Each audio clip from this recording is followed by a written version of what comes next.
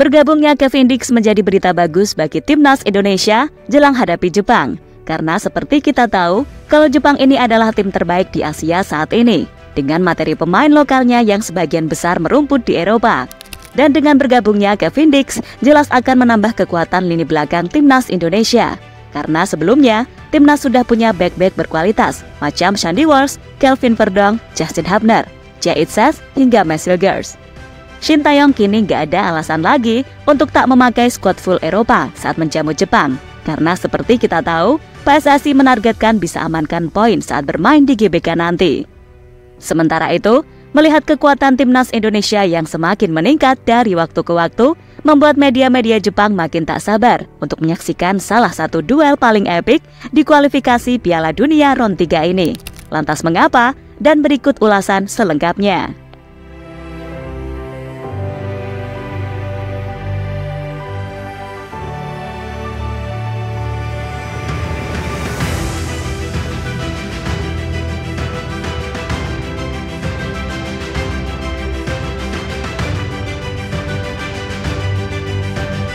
Timnas Indonesia akan melakoni 2 pertandingan lanjutan putaran ketiga kualifikasi Piala Dunia 2026 Zona Asia Grup C pada bulan November ini. Armada Sintayong akan menjamu Jepang pada 15 November serta Arab Saudi 19 November 2024. Bek 28 tahun yang bermain untuk FC Copenhagen di Denmark itu diproyeksikan untuk membela timnas Indonesia. Pertandingan melawan Jepang dan Arab Saudi bisa menjadi 2 pertandingan perdananya bersama skuad Garuda. Dan seperti kita tahu, kalau dalam 2 pertandingan sebelumnya, timnas Indonesia main tandang melawan Bahrain dan Cina.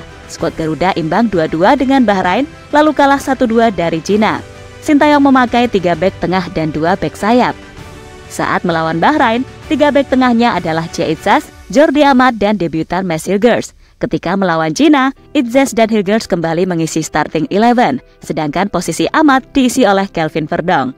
Namun kini, dengan tambahan amunisi bersama Kevin Dix, lini belakang timnas Indonesia bakal menjadi semakin solid. Dia pun bisa langsung ke starting 11. Untuk 2 laga kontra Jepang nanti, Hilgers kemungkinan bakal absen. Pasalnya, dia mengalami cedera hamstring saat memperkuat klubnya Twente di Eredivisie Belanda pekan lalu. Posisinya bisa digantikan oleh Kevin Dix. Dia bisa bahu-membahu bersama Jay Itzes dan Kelvin Verdong.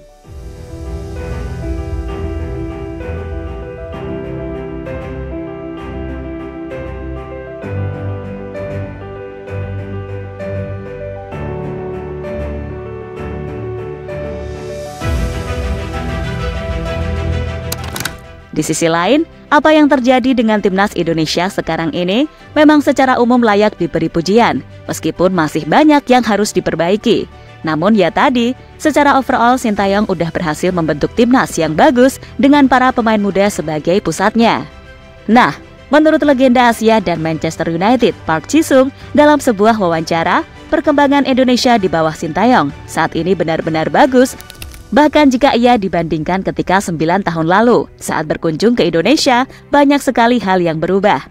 Termasuk mulai dari potong generasi, sampai banyaknya pemain dari Eropa. Meski begitu, Park juga menekankan untuk jangan terlena dan tetap fokus bekerja keras, karena bagaimanapun, untuk bersaing dengan tim-tim besar Asia, jelas tak mudah. Dan itu sejatinya udah dirasakan betul oleh punggawa Garuda.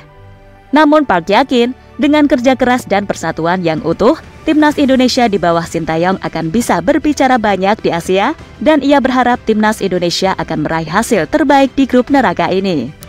Saya melihat ada perkembangan yang pesat di Indonesia, terutama dengan pemain-pemain baru dan banyak tersebar di Eropa. Indonesia perlu menyiapkan kualitas pemain, khususnya pemain muda, di berbagai aspek, dan itu sudah dilakukan dengan baik saat ini.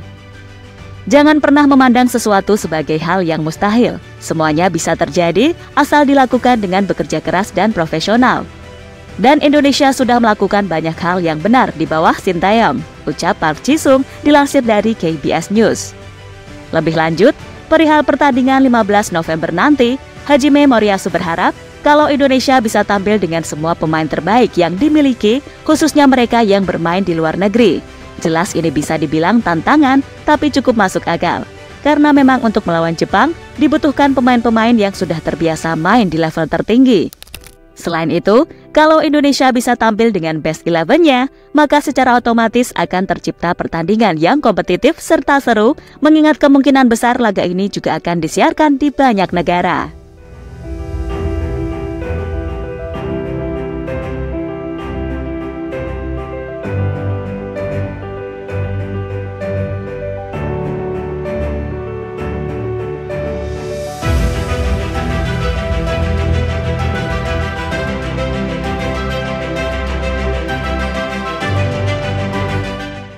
Reaksi Jepang melihat manuver satset PSSI.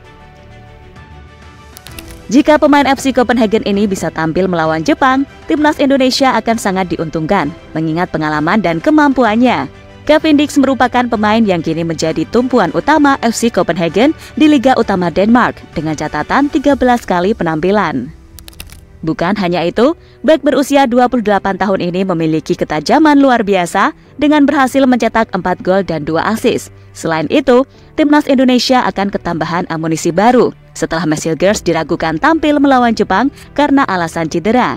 Kemungkinan kehadiran Kevin Dix di pertandingan melawan pasukan Hajime Moriyasu ikut dikomentari oleh orang-orang Jepang di internet. Mereka tidak khawatir jika nantinya Kevin Dix memperkuat timnas Indonesia karena chemistry yang mungkin belum terbentuk. Kerjasama dengan orang-orang di sekitar Anda sangat penting bagi DF. Jika Anda tidak bisa melakukan itu, Anda bahkan tidak akan bisa mendeteksi offside. Jika ini pertandingan 1 lawan 1, Anda mungkin bisa mengatasinya dengan kemampuan individu Anda. Tetapi adegan 1 lawan 1 yang murni jarang terjadi dalam pertandingan sepak bola. Dia mungkin menjadi ancaman bagi penyerang, tapi menurut saya, dia tidak terlalu menjadi ancaman bagi pemain bertahan, tulis akun Biji dalam forum di Yahoo.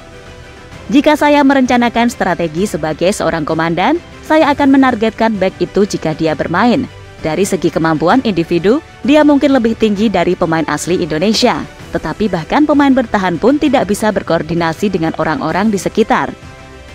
Saya tidak tahu tentang hubungan dalam tim, tapi tidak ada cukup waktu untuk memperbaiki aspek kerjasama. Dan yang terpenting, ada kemungkinan perbedaan kemampuan akan membuat kesenjangan semakin besar. Seperti yang sudah saya katakan berkali-kali sebelumnya, tidak ada keraguan bahwa Jepang bisa menang jika mereka bisa menunjukkan kualitas yang sama seperti sebelumnya.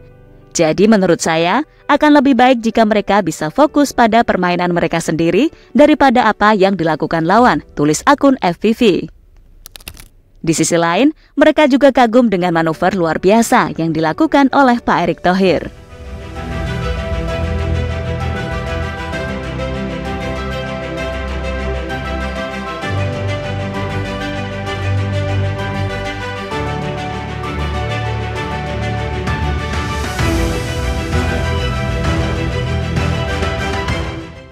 Jepang waspadai Indonesia bisa lari 120 menit di lapangan. Dan untuk sekarang ini, tim-tim Asia mungkin mulai memberikan peringatan kepada semua tim di grup C soal mentalitas pemain Indonesia yang benar-benar susah banget buat menyerah. Jordania misalnya, meski ketika itu levelnya Piala Asia U23, tapi jangan lupa kalau sebagian besar pemain yang ada adalah mereka yang main di level senior.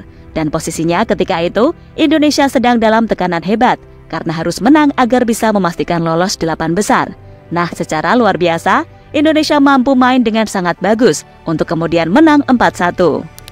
Lalu ketika melawan Korea, disinilah bukti jika mental pemain Indonesia beneran luar biasa, sebab Korea benar-benar dibuat frustasi sampai ada 2 kartu merah, lalu sepanjang 120 menit, pemain Indonesia bahkan masih kuat untuk terus berlari dan fight mengimbangi stamina pemain Korea yang terkenal sangat tangguh. Dan di adu penalti, sempat terguncang oleh penalti Hapner yang diulang, lalu Arhan Fikri yang gagal di momen krusial. Indonesia pada akhirnya mampu membalikkan keadaan dan berhasil menang untuk lolos ke semifinal.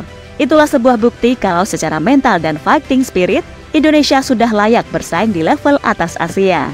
Apalagi dengan langkah PSSI terus mendatangkan banyak pemain dari Eropa, jelas stamina mereka tak akan bisa dipandang sebelah mata lagi.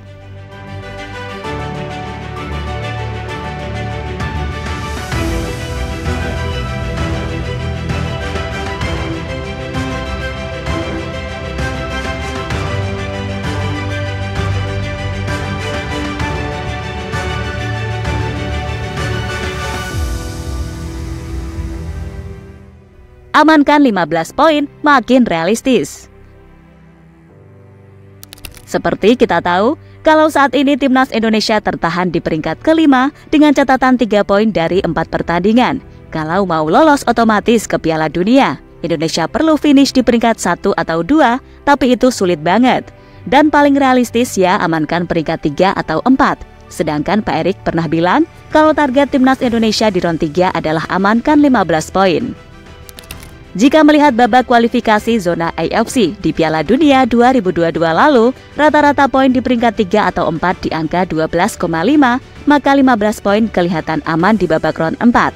Artinya, Indonesia perlu amankan 12 poin lagi dengan skenario 4 kali menang atau 3 kali menang dan 3 kali imbang. Dan jika pemain-pemain di atas bergabung sesuai rencana, serta Coach Shin gak neko-neko lagi seperti match melawan Cina kemarin, target 15 poin di babak round 3 ini semakin realistis untuk didapat.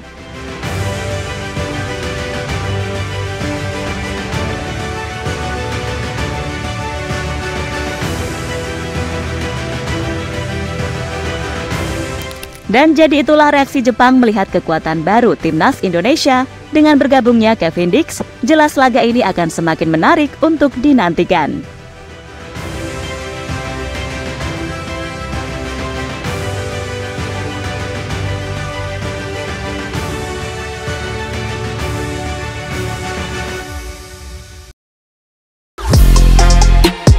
Halo, izin iklan sebentar ya guys. Jadikan ruangmu bernuansa Timnas. Temukan beragam poster dinding, sepak bola dan Timnas dengan desain menawan, kualitas premium dan harga yang tidak akan menguras kantong. Segera klik link Shopee di deskripsi video ini dan dukung Timnas dengan sepenuh hati. Mulai dari dinding rumahmu.